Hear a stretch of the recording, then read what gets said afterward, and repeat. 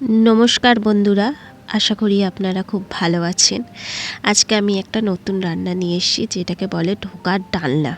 एटा आमी प्रथमबार करब और निजेओ शिखबो आपनादेरो देखाबो। चलुन ताहले स्टार्ट करी। प्रथमे 1 चामच पोस्त आमी एकटु जल दिए भिजिए राखलाम आध घंटार जन्य। तारपरे एकटा मिक्सार ग्राइंडारे आमी जे राते छोलार डालटा भिजिए रेखेछिलाम सेई छोलार डाल नेब और एक टुकरो आदा, दुटो काँचा लंका और स्वाद मतो नुन निये नेब। निये भालो करे पेस्टटा करे नेब। देखुन पेस्टटा ठीक एरकम होबे।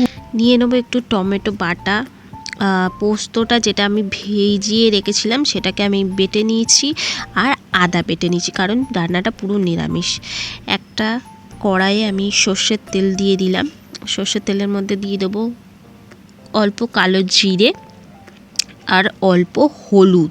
हलुदटा दिচ্ছি যাতে রংটা আসে। ছোলার ডালের বাটাটা আমি অল্প অল্প করে দিয়ে দেব। দিয়ে অল্প আছে জিনিসটা ভালো করে মিক্স করে নেব যাতে একটা কাঁচা ভাব থাকে ওটা আস্তে আস্তে চলে যাবে। যখন দেখব জিনিসটা কাঁচা ভাবটা চলে গেছে তখন ছোলার ডালটাকে নামিয়ে নেব।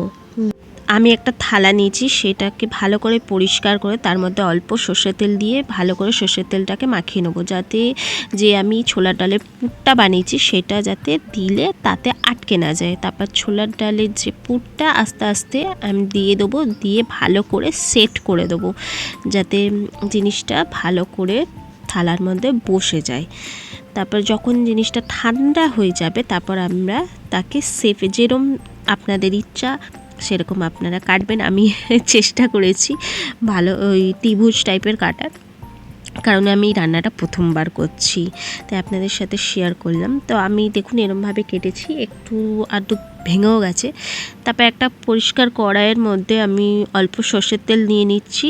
এবারে এই যে ছোলার ডালের যে পুরটা শেপে কেটে নিয়েছি সেটাকে ভেজে নেব। তেলটা গরম হয়ে যাওয়ার পর আস্তে আস্তে করে ছেড়ে দেবো যে পুরটা আমরা রেখেছি। তারপরে হয়ে গেলে লালচে লালচে টাইপের হয়ে গেলে আমরা একটা থালার মধ্যে তুলে রাখবো।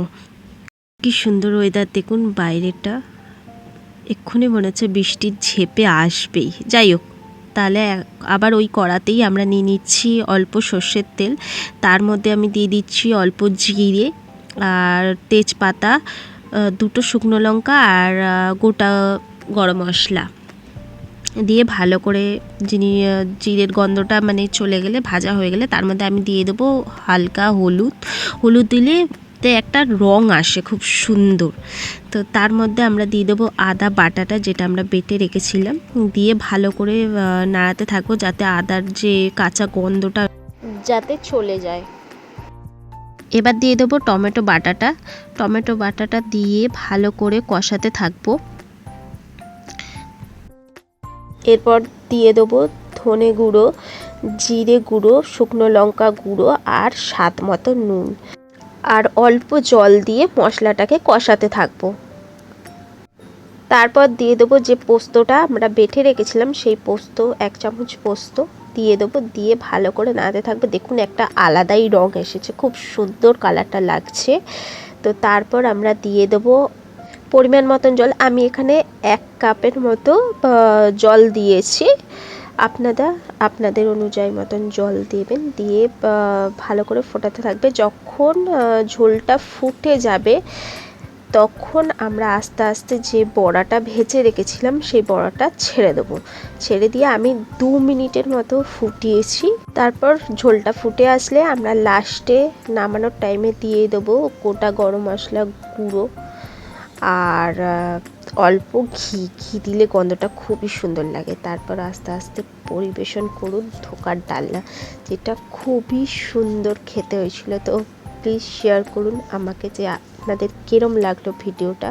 আশা করি ভালো থাকবেন। ধন্যবাদ।